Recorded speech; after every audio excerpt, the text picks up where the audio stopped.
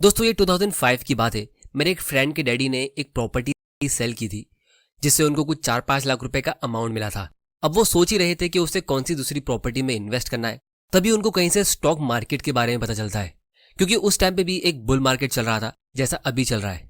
अब जिनको नहीं पता, तो बुल मार्केट का मतलब ये होता है कि एक ऐसा टाइम जहां सारे स्टॉक्स के प्राइसेस कंटिन्यूसली ऊपर जाते रहते और सभी इन्वेस्टर्स को अच्छा खासा प्रॉफिट मिलता रहता है। जैसे इंडियन स्टॉक मार्केट में ऑलमोस्ट 5000 कंपनीज है, तो उसमें से 2600 कंपनीज से ज्यादा पिछले 3 सालों में 50% के ज्यादा रेट से ग्रो हुई है।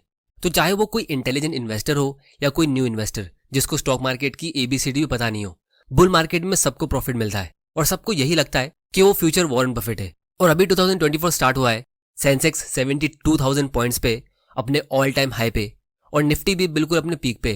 तो ये साल भी मोस्ट लाइकली एक बुल मार्केट हो सकता है। अब इसकी कोई गारंटी नहीं है, क्योंकि स्टॉक मार्केट में कोई भी किसी चीज की गारंटी दे नहीं सकता, लेकिन मार्केट कंडीशन को देख के यही लग रहा है। तो सबसे इंपॉर्टेंट चीज समझने वाली ये है कि जब बुल मार्केट शुरू होता है तब बहुत सारे न्यू इन्वेस्टर्स स्टॉक मार्केट में एंटर करते हैं। उनकी हिम्मत बढ़ने लगती है मार्केट को ऊपर जाता हुआ देख के। और एक बहुत ही कॉमन सिचुएशन कुछ ऐसी होती है कि लोग पहले एक छोटा सा अमाउंट इन्वेस्ट करके देखते हैं कि प्रॉफिट मिल रहा है या नहीं।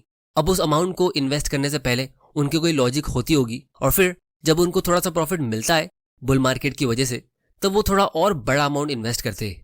फिर उसमें भी उनको अच्छा खासा प्रॉफिट मिलता है क्योंकि बुल मार्केट चल रहा है। और फाइनली जब उनकी हिम्मत एकदम बढ़ जाती है तब वो एक बहुत बड़ा अमाउंट इन्वेस्ट करते हैं, लेकिन तब तक बुल मार्केट खत्म होने वाला होता है और फिर उनको वो बड़े अमाउंट पे एक बड़ा लॉस मिलता है। तो मेरे फ्रेंड के डैडी ने भी कुछ ऐसा ही किया था। उन्होंने 2005 में स्टॉक मार्केट एंटर किया और 2 साल छोटा मोटा प्रॉफिट कमाने के बाद 2007 में बड़ा अमाउंट इन्वेस्ट किया, यानी ऑलमोस्ट 5 लाख, जो उस टाइम पे एक बहुत बड़ी कीमत थी। लेकिन अगले ही साल यानी 2008 में एक बहुत ही बड़ा मार्केट क्रैश आया जिसमें उनके ऑलमोस्ट सारे पैसे डूब गए। और उस दिन के बाद से वो तो क्या, उनके बच्चों ने भी आज तक स्टॉक मार्केट में इन्वेस्ट नहीं किया है। स्टॉक मार्केट तो क्या, यहाँ तक कि उनकी फैमिली म्यूचुअल फंड में भी इन्वेस्ट नहीं करती है। वो हमेशा स्टॉक मार्केट को ब्लेम करते रहते। तो यहाँ पे सबसे पहली मिस्टेक लोग ये करते कि बुल मार्केट के शुरू में लोग छोटा अमाउंट इन्वेस्ट करते और बुल मार्केट के एंड में जब मार्केट क्रैश आने वाला होता है तब बड़ा अमाउंट इन्वेस्ट करते, जबकि एक्चुअली में हमें इसका उल्टा करना चाहिए। तो इसीलिए अगर आप एक बहुत ही मामूली इन्वेस्टर की तरह बिहेव करोगे तो आप 1 करोड़ का 10 लाख कर दोगे, जबकि एक्चुअली में हमको इसका उल्टा करना है। जैसे हमें 10,000 की मंथली सैलरी से करोड़ों की वेल्थ क्रिएट करनी है।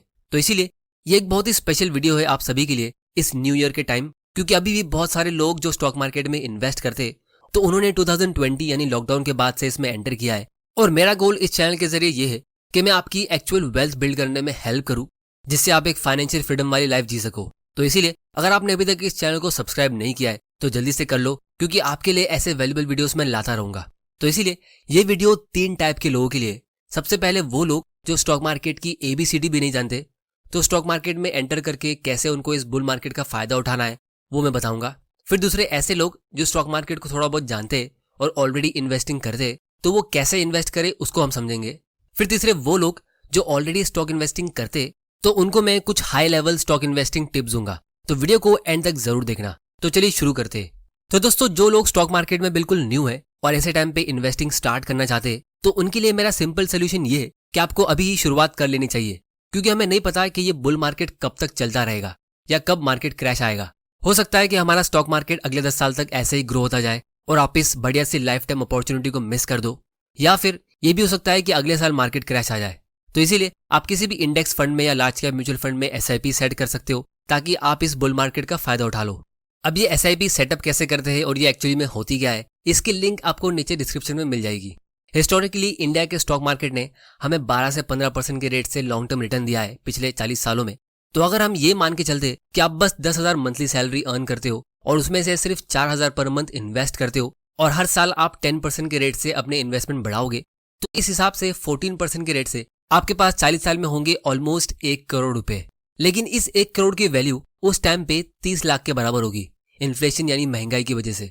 तो ये 30 लाख एक बहुत बड़ा अमाउंट नहीं है। आप शायद इस पे रिटायर ना हो पाओ, आप बस इसको अपने थोड़े बहुत एंजॉयमेंट के लिए यूज कर सकते हो। लेकिन यहाँ पे आप इन्वेस्टमेंट भी छोटा कर रहे हो और SIP सेटअप करने के बाद आप कुछ एफर्ट्स नहीं डाल रहे हो इन्वेस्टिंग सीखने के लिए। तो इसीलिए आपको कोशिश ये करना है कि आप यहाँ से नेक्स्ट लेवल पे जाओ। तो नेक्स्ट लेवल ये है कि अगर आपको पूरी तरह स्टॉक मार्केट में इन्वॉल्व नहीं होना है तो भी आप अच्छा रिटर्न कमा सकते हो। तो ये लेवल उन लोगों के लिए जो स्टॉक मार्केट के बारे में थोड़ा बहुत इंटरेस्ट रखते और कभी कभी इसमें इन्वेस्टिंग करना चाहते हैं, तो उसके लिए आप आधा अमाउंट इंडेक्स फंड या म्यूचुअल फंड में इन्वेस्ट कर सकते हो और बाकी अमाउंट आप कोई हाई ग्रोथ वाले फंड्स में या स्टॉक में इन्वेस्ट कर सकते हो, जैसे स्मॉल कैप फंड या फिर निफ्टी नेक्स्ट 50 इंडेक्स फंड, जिनमें ज्यादा रिटर्न का चांस होता है। अब अगर ज्यादा रिटर्न का चांस है तो इसमें ज्यादा फ्लक्चुएशंस भी होंगी, मतलब इनके शेयर प्राइस ज्यादा ऊपर नीचे होंगे, तो ये ज्यादा रिस्की भी होते हैं। लेकिन small cap mutual funds long term में लार्ज कैप फंड्स के मुकाबले ज्यादा रिटर्न देते हैं, जैसे 18% तक। अब ये भी कोई गारंटी नहीं है, लेकिन हिस्टोरिकली हमें कुछ ऐसा ही रिटर्न देखने मिला है।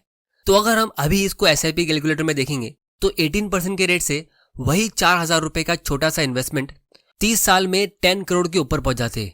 अब नो डाउट इसकी वैल्यू भी महंगाई की वजह से कम होगी, लगभग 3 करोड़ के आसपास, लेकिन ये एक बड़ी अमाउंट है, क्योंकि यहाँ पे भी आप 4,000 के मंथली इन्वेस्टमेंट कर रहे हो, उसके बाद आप कोई एक्स्ट्रा एफर्ट्स नहीं डाल रहे हो, फिर भी आप किसी भी फिक्स रिटर्न के मुकाबले जैसे FD या कोई भी दूसरी इन्वेस्टमेंट स्कीम जहां से आपको फिक्स रिटर्न मिलता है 6, 7 या 8% का, तो उनके मुकाबले आपको काफी अच्छा रिटर्न मिल रहा है। क्योंकि अगर आप यही अमाउंट FD में इन्वेस्ट करते हो या कोई ऐसी जगह पे जहां से आपको फिक्स रिटर्न मिलता है, तो आपका प्रॉफिट सिर्फ 1.5 करोड़ का होता है और इन्फ्लेशन को मिला के आपको ऑलमोस्ट 0 प्रॉफिट मिलता है, क्योंकि इन्फ्लेशन और FD का रेट ऑलमोस्ट सेम होता है। तो इसीलिए निफ्टी नेक्स्ट 50 फंड्स या फिर हाई ग्रोथ वाले म्यूचुअल फंड्स भी अच्छे ऑप्शन होते हैं। लेकिन हमारे पास उससे भी अच्छा ऑप्शन है, जो है तीसरा लेवल, जो पर्सनली मेरा फेवरेट है, वो है डायरेक्ट स्टॉक इन्वेस्टिंग। इसमें आप एक एक स्टॉक खुद पिक करके अपना पोर्टफोलियो बनाते हो, तो इसमें नो डाउट सबसे ज्यादा रिस्क होता है, क्योंकि कुछ स्टॉक्स आपके डूब भी सकते हैं, उसमें आपको लॉस भी मिल सकता है। लेकिन हो सकता है कि आपको कोई मल्टी बैगर स्टॉक मिल जाए, यानी ऐसे स्टॉक जो लॉन्ग टर्म में या शॉर्ट टर्म पीरियड में भी 10 गुना या 50 गुना ग्रो हो जाए और आपको लॉन्ग टर्म में काफी अच्छा रिटर्न दे। अब सिर्फ आपको एग्जांपल देने के लिए कि डायरेक्ट स्टॉक इन्वेस्टिंग में कितना पोटेंशियल है दूसरे सारे इन्वेस्टमेंट्स के मुकाबले, उसके लिए मैं आपको एक रियल स्टोरी बताता हूँ, जो शायद आपने पहले सुनी होगी, लेकिन इससे हमें डायरेक्ट स्टॉक इन्वेस्टिंग का पावर पता चलता है। तो काफी सालों पहले एक आदमी ने सिर्फ 1 टाइम इन्वेस्टमेंट किया 10,000 रुपीज का, और उसके बदले उसे एक कंपनी के सिर्फ 100 शेयर्स मिले, और फिर ये इन्वेस्टर ने उस स्टॉक को खरीद के कभी सेल नहीं किया। अब धीरे धीरे करके कंपनी ग्रो होती गई और इसीलिए इसका शेयर प्राइस भी बढ़ता गया। और जैसा आप इस टेबल में देख सकते हो कि इन्वेस्ट करने के अगले ही साल कंपनी ने एक पे एक बोनस शेयर इशू किया, और इसी तरह ये कंपनी काफी बार बोनस शेयर्स इशू करती गई। अब ये बोनस शेयर्स और स्टॉक स्प्लिट्स कंपनी तब करती है जब वो कंपनी बहुत अच्छा परफॉर्म करती है, जिससे उनके स्टॉक के प्राइस काफी ज्यादा बढ़ गए। तो स्टॉक स्प्लिट करने से और बोनस स्टॉक्स इशू करने से कंपनी का शेयर प्राइस सस्ता रहता है, लेकिन एग्जिस्टिंग इन्वेस्टर्स को मल्टीपल स्टॉक्स मिलते रहते हैं। जैसे उसी इन्वेस्टर के पास 2019 तक 2.5 करोड़ से भी ज्यादा शेयर्स थे, जबकि एक्चुअली में इनके पास शुरू में सिर्फ 100 शेयर्स थे। तो जिस कंपनी में उस आदमी ने इन्वेस्ट किया था उसका नाम था विप्रो, जो 1980 में किया गया था, और आज विप्रो का एक स्टॉक का प्राइस लगभग 480 के आसपास है, जिसके हिसाब से उस छोटे से 10,000 रुपीज के इन्वेस्टमेंट की वैल्यू आज 1000 करोड़ से भी ज्यादा होती है। तो ऐसे मैजिक आपको तभी देखने मिलते हैं जब आप डायरेक्ट स्टॉक इन्वेस्टिंग करते हो, वो भी लॉन्ग टर्म के लिए। अब दोस्तों नो डाउट ये एक बहुत ही रेयर एक्सेप्शन था, क्योंकि विप्रो कंपनी 1980 से 38% के रेट से कंपाउंड हुई है, जो बहुत ज्यादा है। लेकिन इंटरेस्टिंग बात यह है कि 2000 से लेकर 2023 तक, यानी पिछले 20-22 सालों में ये कंपनी इतने खास रेट से ग्रो हुई नहीं, तो भी इसका रिटर्न काफी अच्छा है। अब दोस्तों ये वीडियो कोई स्टॉक टिप देने के लिए नहीं है, ये वीडियो सिर्फ एजुकेशनल पर्पस के लिए। लेकिन फिर भी इंडियन स्टॉक मार्केट में ऐसे बहुत सारे स्टॉक्स है जो पिछले 10-20 सालों में कंसिस्टेंटली 20, 25, 30% के रेट से ग्रो होते आ रहे हैं। आपको एग्जैक्टली जानना है कि हम किस तरह से एक डिटेल रिसर्च करें अच्छे स्टॉक्स को पिक करने के लिए, क्योंकि दोस्तों जब भी हम डायरेक्ट स्टॉक इन्वेस्टिंग की बात करते तो लोग हमेशा ग्रीडी होकर बहुत ही कम टाइम में ज्यादा प्रॉफिट कमाने के चक्कर में लॉस लेके यहाँ से गिव अप करते थे। और ऐसी एक जगह जहां से आप काफी अच्छी वेल्थ बिल्ड कर सकते हो, जैसे वीडियो के स्टार्ट में मैंने आपको मेरे फ्रेंड के डैडी की स्टोरी बताई कि उन्होंने डायरेक्टली स्टॉक में इन्वेस्ट किया बिना नॉलेज के, और फिर वो तो क्या उनके बच्चे भी स्टॉक्स और म्यूचुअल फंड में इन्वेस्ट नहीं करते। तो इसीलिए अब मैं आपको कुछ ऐसे मिस्टेक्स बताने वाला हूं जो हर इन्वेस्टर अपने पहले बुल मार्केट में करते ही है और लॉस लेते हैं। जैसे आप में से बहुत सारे लोगों ने लॉकडाउन के बाद इन्वेस्टिंग शुरू की होगी, तो शायद आप भी पहली बार इस बुल मार्केट को देख रहे हो। तो अगर आप इन मिस्टेक्स को अवॉइड करोगे जो मैं अभी आपको बताने वाला हूं, तो आप इस स्टॉक मार्केट के गेम को ज्यादा टाइम तक खेलोगे। तो जब मैंने अपने उस फ्रेंड के डैडी के लॉस पे थोड़ा रिसर्च की कि उनको 2008 के क्रैश में इतना लॉस कैसे हुआ, तो मुझे पता चला कि उन्होंने ऐसे स्टॉक्स में इन्वेस्ट किया था जो टेम्परेरीली बहुत ही तेजी से ऊपर जा रहे थे। तो उनको मैं आईफिल टावर स्टॉक्स कहता हूं, क्योंकि उनका स्टॉक प्राइस का चार्ट बिल्कुल ऐसा दिखता है, आईफिल टावर की तरह। अब मैं कंपनी की तारीफ या बुराई नहीं कर रहा हूं, और ये बाय और सेल रिकमेंडेशन नहीं है। ये पेनी स्टॉक्स भी हो सकते हैं जो बिल्कुल यूजलेस है, या फिर ये हाई क्वालिटी स्टॉक्स भी हो सकते हैं जो फिलहाल बहुत ही ज्यादा चर्चे में। तो सच ये है कि जितना स्पीड में और जिस तरह वो स्टॉक्स ऊपर जाते तो उतनी ही स्पीड में वो नीचे भी आते, और जो इन्वेस्टर्स लेट एंटर करते तो उन्हीं को वो सारा लॉस मिलता है जो 80-90% तक का हो सकता है। मतलब आपका ऑलमोस्ट सारा पैसा डूब जाता है। और फिर वैसे लोग पूरी लाइफ स्टॉक मार्केट को ब्लेम करते रहते हैं कि ये बहुत रिस्की है, जबकि एक्चुअली में वो रिस्क का एबीसीडी भी समझते नहीं है। अब दोस्तों, लोग ज्यादातर ऐसे स्टॉक्स में इन्वेस्ट इसीलिए करते हैं क्योंकि जब आप इन्वेस्ट कर रहे होते हो तो उस टाइम पे आपको आईफिल टावर नहीं दिखता है, उस टाइम पे आपको कुछ ऐसा ग्राफ दिखता है, यानी अपवर्ड स्लोप। जैसे ये कंपनी का स्टॉक प्राइस पिछले 6 महीनों में 300% के ऊपर गया है, तो ये बहुत ज्यादा माउथ वाटरिंग होता है और न्यू इन्वेस्टर्स को ऐसे स्टॉक्स को देख के बहुत मजा आता है। और जब लोग एक दो वीडियोस देखते हैं उस स्टॉक के ऊपर कि वो कंपनी कितने अच्छे अच्छे काम कर रही है, तो लोग फिर उस स्टॉक के अलावा किसी चीज के बारे में सोचते ही नहीं है। तो वो अंकल ने सिर्फ एक मिस्टेक नहीं की थी कि उन्होंने गलत टाइम पे इन्वेस्ट किया था, उन्होंने गलत टाइप के स्टॉक्स में भी इन्वेस्ट किया था।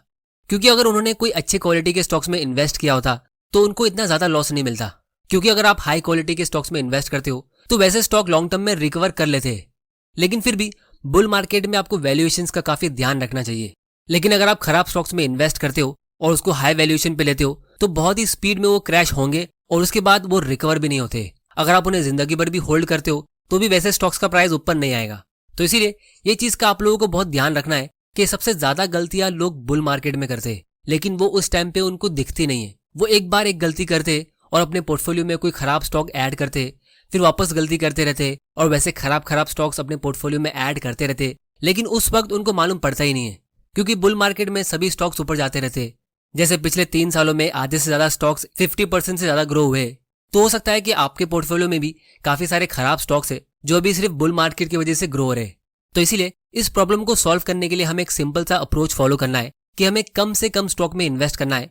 ये समझ लो कि आप एक बुल मार्केट में यानी कि 3-4 साल के पीरियड में सिर्फ 3 न्यू स्टॉक्स ऐड करोगे जिनमें आने वाले 10-20 सालों तक सबसे ज्यादा ग्रोथ का स्कोप है और जो अच्छी वैल्यूएशन भी मिल रहे हैं, यानी वो अगले बुल मार्केट तक आपको अच्छा प्रॉफिट देते रहेंगे। क्योंकि दोस्तों, हमें अपनी लाइफ चेंज करने के लिए सिर्फ एक ही स्टॉक काफी होता है। जैसे वो इन्वेस्टर के लिए विप्रो था या राकेश झुंझुनवाला जी के लिए सिर्फ एक कंपनी थी, टाइटन। तो इसीलिए इस बुल मार्केट में आप प्रॉफिट कमाने के बारे में थोड़ा कम सोचो और ये फोकस करो कि कैसे आप अगले मार्केट क्रैश को सर्वाइव करोगे और कैसे आप ऐसे स्टॉक्स ढूंढो जो आने वाले बुल मार्केट में भी ग्रो होते रहेंगे। क्योंकि हमें ये गेम लाइफ टाइम तक खेलना है और यहाँ से हमें बहुत बड़ी वेल्थ क्रिएट करनी है, करोड़ों की।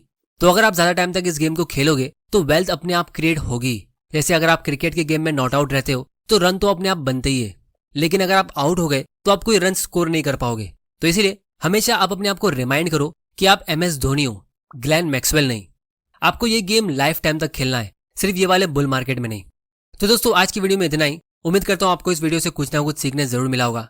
आप कौन से लेवल के इन्वेस्टर हो मुझे नीचे कमेंट करके बताओ, ताकि मैं आपके लिए और वैल्यूबल वीडियोस लाता रहूंगा। और अगर आपने इस चैनल को सब्सक्राइब नहीं किया है तो जल्दी से कर लो और बेल आइकन को प्रेस कर देना, ताकि आपसे फ्यूचर में कोई वैल्यूबल वीडियोस मिस ना हो जाए। और इस वीडियो को शेयर करो अपने फ्रेंड्स और फैमिली मेंबर के साथ,